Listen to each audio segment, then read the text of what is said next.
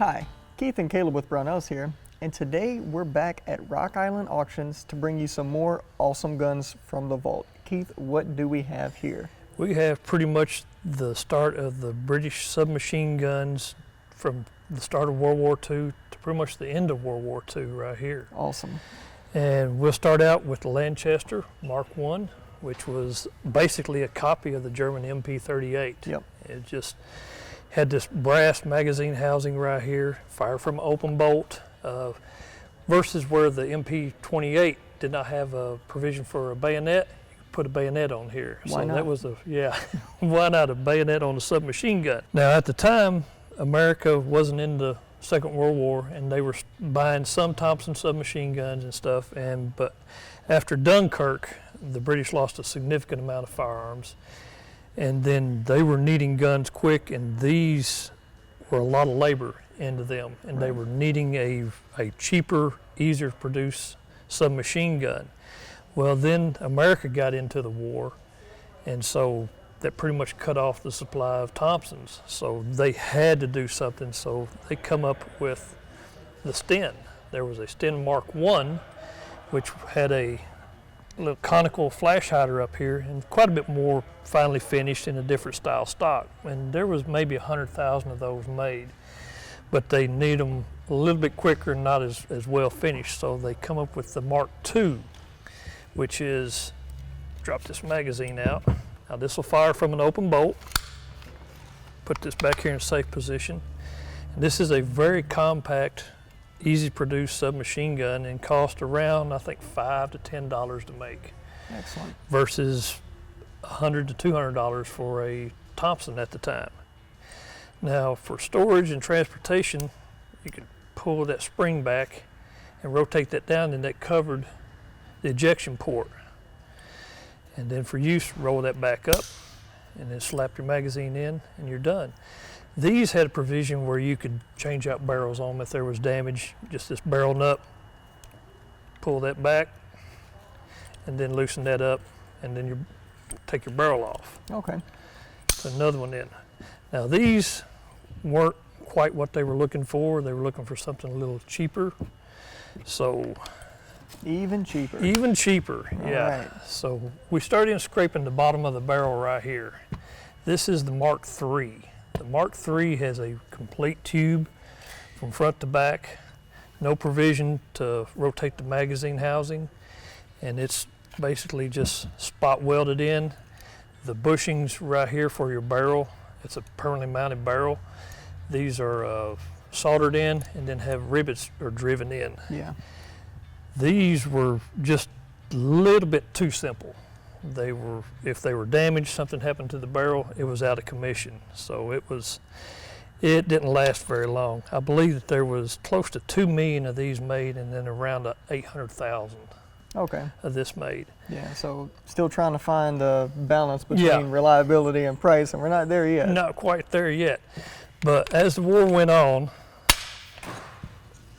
and times weren't as bad, things were going better for the Allies, and Germany was on the losing end, they come up with the Mark V. The Mark V. Yes.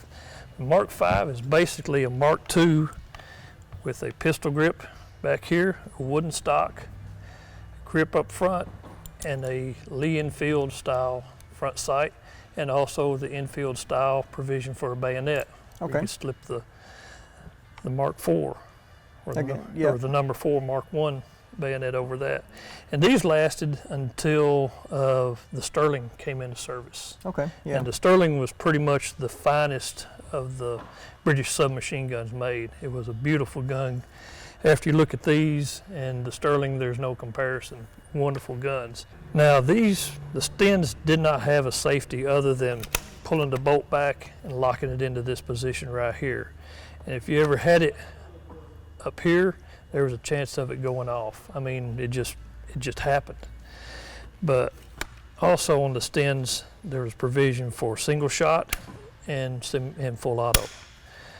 But Yep, this is what got the British through, and a lot of the Mark IIIs were dropped into occupied France and used by resistance forces as well. Yeah, very cool. And then in the 50s, a significant number of these went to the Finns, the Finnish army, and you'll see a lot of the parts kits that are on the market that'll have a SA marked up there on the magazine well, and that's Suomi Army. Okay. So that's where those ended up at. But yep, you'll still see parts kits for the Mark Vs and some for the Mark IIs, and these pop up around. Now, a lot of folks will say, well, what about the Mark IV? I mean, where's the Mark IV? The Mark IV was basically a Mark V that had a silencer on it. Right. Yep. Yep, And I was going to ask about that one because I've seen these suppressed as well. Yeah. I was getting there. Yeah. Yep, that's the Mark V, and then there was the Mark IIs that also had a silencer. Now, the trouble with those, they tended to heat up real quick, and if a good operator, whenever he was used to it, you know, control burst, and that's how you'd run with those. But super cool guns. I mean, just a history from the start of the war to the end of the war, and really, really neat pieces. Yeah, very cool guns, and there's some, I mean, you can see the very, specific differences between all of these, and obviously starting at the end there, and as they progressed and things got better, we came back to why not a bayonet for some reason. I don't know the logic behind that, but I'm sure there was a reason somewhere. Yep. But yeah, very, very cool guns, and these are, next to the Thompson submachine gun, these are like one of the most easily visually recognizable, like World War II submachine guns, period. Yep. So, yeah, a lot of history there, and it's awesome that we have most of them on the table here. Yeah, this is pretty much all of them, minus the Sterling, which came in very, very late at the end of the war, and it was what popped up then was different than what was actually accepted by the British military. So, yeah, super, super cool pieces. Seeing all these all together from the start to the bad times to the end. Yep, they made it through. This is what helped get them there.